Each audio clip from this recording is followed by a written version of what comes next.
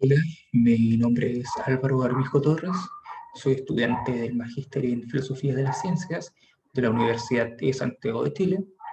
El título de mi ponencia es Perjuicio informativo y daño epistémico en la época del COVID-19.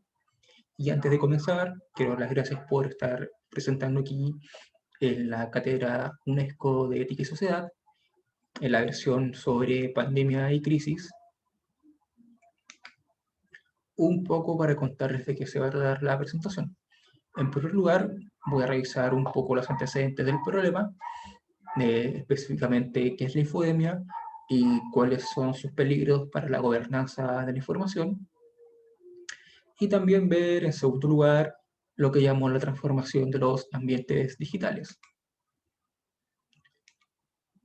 En segundo lugar, desarrollaré las ideas del perjuicio informativo y el daño epistémico.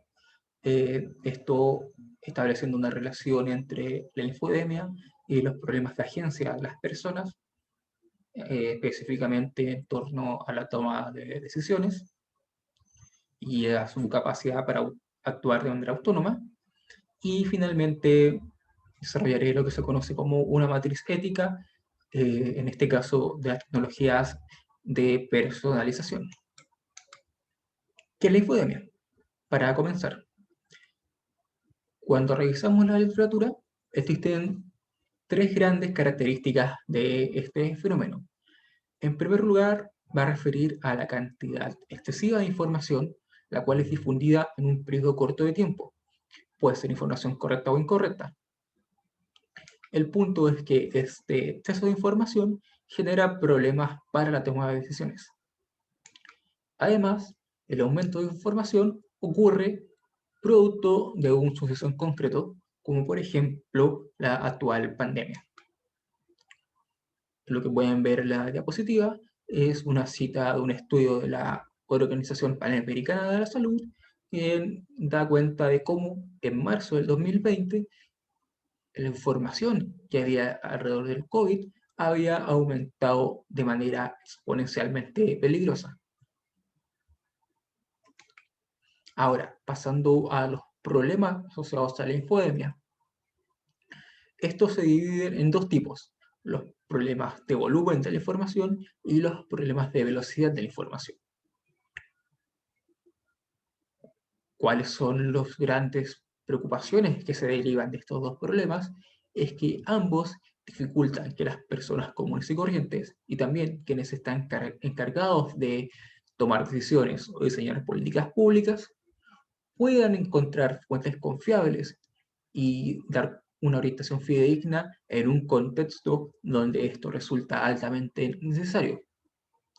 Además, no hay ningún control, o es muy difícil realizar uno, respecto a la calidad de lo que se publica.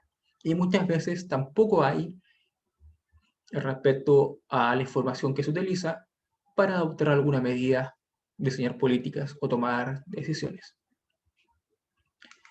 Pasando al segundo punto, al de la transformación de los ambientes digitales, para que se entienda un poco el por qué introduzco esto, veamos la siguiente historia. En el año 2002 se acuña el término infodemología. Este refiere al estudio de la difusión de la información sanitaria en ambientes digitales, en especial en Internet. Este fue un término que estuvo ignorado hasta el año 2019, con el actual brote del coronavirus. Entonces, ¿qué es lo que nos debería importar o qué es lo que me importa a mí para esta presentación? Es la siguiente pregunta. ¿Cuánto han cambiado los ambientes digitales entre los años 2002 y 2019? Mi respuesta es que existen dos grandes cambios. Uno, el primero, es la mayor presencia de agentes artificiales, especialmente los que se conocen como agentes de software inteligentes. ¿Qué son estos agentes de software inteligentes o agentes artificiales, como los voy a llamar de aquí en adelante? Son cualquier programa que puede ser descrito como teniendo un modelo de su ambiente. Además, estos programas pueden utilizar su modelo para tomar acciones y alcanzar metas. Y finalmente, como última característica, es que también tiene la capacidad de adquirir información adicional que puede ser utilizada para actualizar los parámetros de su modelo. En esta ponencia va a ser de particular atención la clase de agentes artificiales cuyo ambiente incluye la conducta de las personas.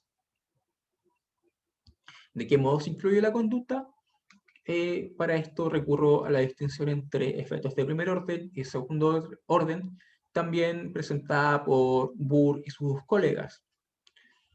El primero refiere a dinámicas concretas en cómo se produce la interacción entre agentes artificiales y personas. La primera es por medio de incentivos. Por ejemplo, cuando un sistema de recomendación presenta algún contenido valioso para un usuario. También puede darse por medio de la explotación de algún atajo heurístico. Por ejemplo, cuando algún sistema de recomendación utiliza algún mecanismo de presión social para que un usuario se vea empujado a compartir cierta clase de contenidos. También puede darse mediante el engaño, por ejemplo, cuando algún sistema de recomendación recurre a un clickbait para engañar respecto al contenido de la información que se quiere entregar a un usuario. Y el último es por medio de la coerción. Por ejemplo, cuando un sistema de recomendación obliga a ver un anuncio como prerequisito para acceder a algún contenido. Respecto a los efectos de segundo orden, estos ocurren a largo plazo y muchas veces son una consecuencia no esperada de la interacción con agentes artificiales. Y aquí podemos encontrar problemas asociados al cambio de creencias o al surgimiento de adicciones. Pasando ya a la segunda característica, esta es la personalización de los ambientes digitales. El concepto de personalización se ha transformado en un estándar dentro del diseño actual de los ambientes digitales.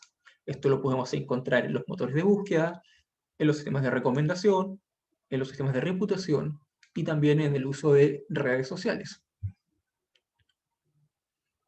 El punto acá a destacar es que de la idea de personalización o del concepto de personalización se desprende, en primer lugar, que nuestra presencia en Internet está fuertemente determinada por nuestras acciones. Esto incluye los datos y la información generada. Al mismo tiempo, estas acciones están fuertemente mediadas por los agentes artificiales, quienes cumplen una función principalmente de filtrar o recomendar el tipo de contenidos a los que podemos acceder. En la práctica, estos dos elementos se traducen en la segmentación de la población respecto al contenido al que se puede acceder.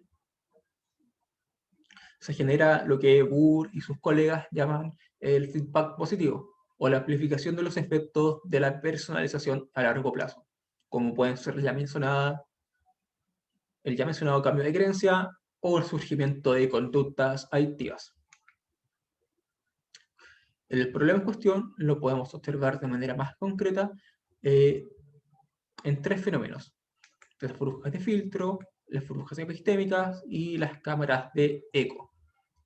Tanto burbujas de filtro como burbujas epistémicas operan con un mecanismo de exclusión por emisión, donde los usuarios continúan viendo los contenidos que se ajustan a sus gustos, a sus preferencias, sin tener en consideración aquellos que van contra ellas, y mientras que las cámaras de eco añaden otro tipo de mecanismo que es el de exclusión por descrédito, en donde no solo uno se informa a partir de la información que se ajusta a los gustos y creencias, sino que sistemáticamente desacredita información contraria, lo que en última instancia produce una suerte de mecanismo de autorreforzamiento de nuestras propias creencias.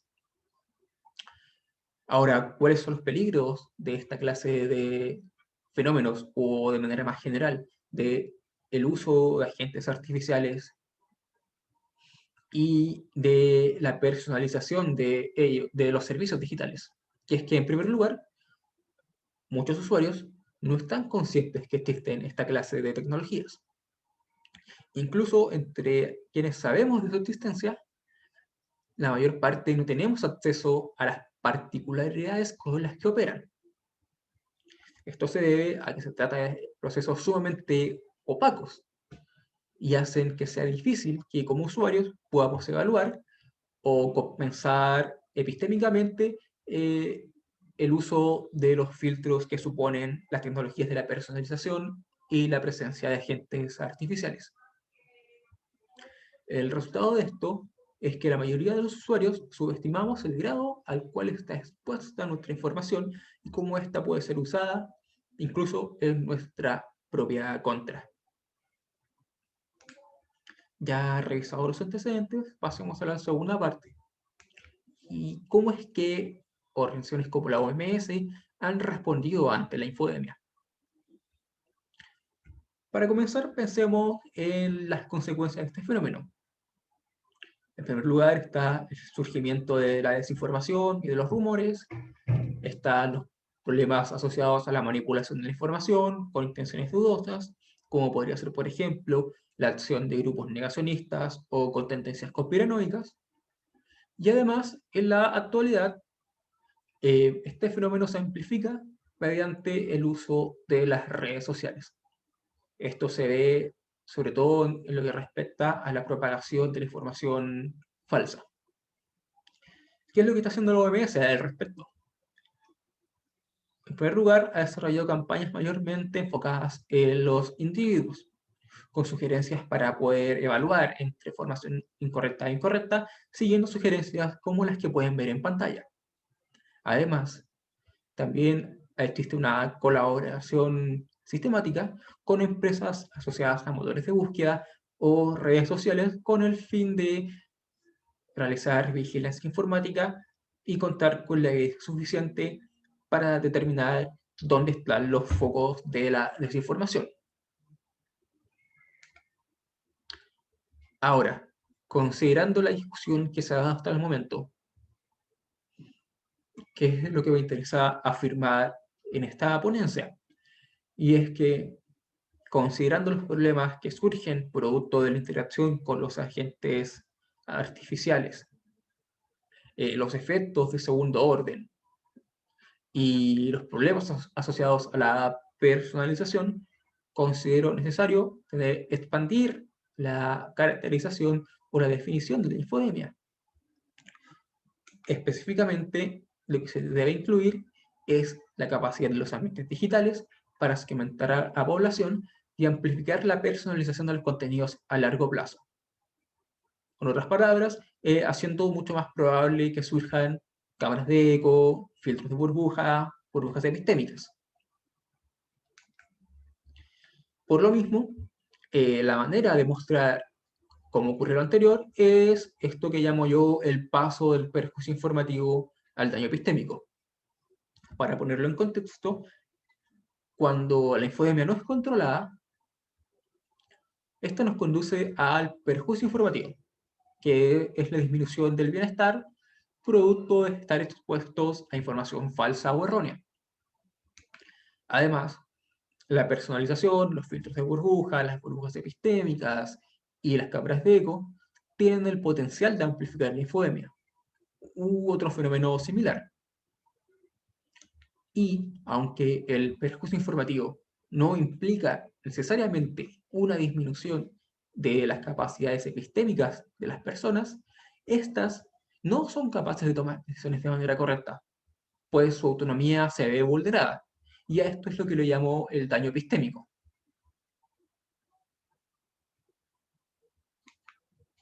Finalmente, y para concluir, me interesa mostrar la siguiente imagen. Esto se conoce como una matriz ética, aunque yo debo hacer el punto que en este caso solo se trata de un ejemplo de juguete, ya que una verdadera matriz ética requiere un trabajo interdisciplinar en un periodo de tiempo y con muchas personas trabajando en ella. De todos modos, también se puede considerar como una síntesis de la bibliografía considerada para esta presentación. Para quienes no estén familiarizados con el término, una matriz ética es una herramienta para la toma de decisiones para evaluar una tecnología que está siendo diseñada o una que ya existe. Las columnas indican los valores a considerar al momento de implementar una tecnología, o de evaluarla, mejor dicho. Y las filas son las partes involucradas en el problema. De la discusión de esta presentación, lo que se puede derivar es que los usuarios son los que se ven más perjudicados en el actual contexto dominado por el uso de tecnologías de la personalización. Esto lo podemos ver al nivel del bienestar, de la autonomía y de la justicia, que en muchos casos no se cumple ninguno de estos pilares. Ahora, la búsqueda de soluciones a este problema también tiene que tener en cuenta al resto de las partes involucradas, lo cual hace que buscar una solución sea sumamente complejo y requiera ponderar cuáles son los valores que están en juego. A modo de sumario, y con esto cierro, las ideas que me interesa destacar son, en primer lugar, que la infodemia producto del COVID actualmente es potenciada por la manera en cómo se diseñan los ambientes digitales y por la presencia de los agentes artificiales. Las futuras acciones deben tener en cuenta esta dimensión del problema, la de los ambientes digitales y los agentes artificiales, y las organizaciones pertinentes, como por ejemplo la OMS, deben implementar políticas adecuadas para hacerse cargo de problemas asociados a la personalización y las cámaras de eco. En otras palabras, de manera complementaria a las políticas ya desarrolladas, también deben centrarse en buscar la forma en cómo rediseñar los ambientes digitales para que problemas como la infodemia no sean mucho más probables de surgir. Esto es un poco de bibliografía considerada en este trabajo y con esto finalizo mi presentación. Muchas gracias.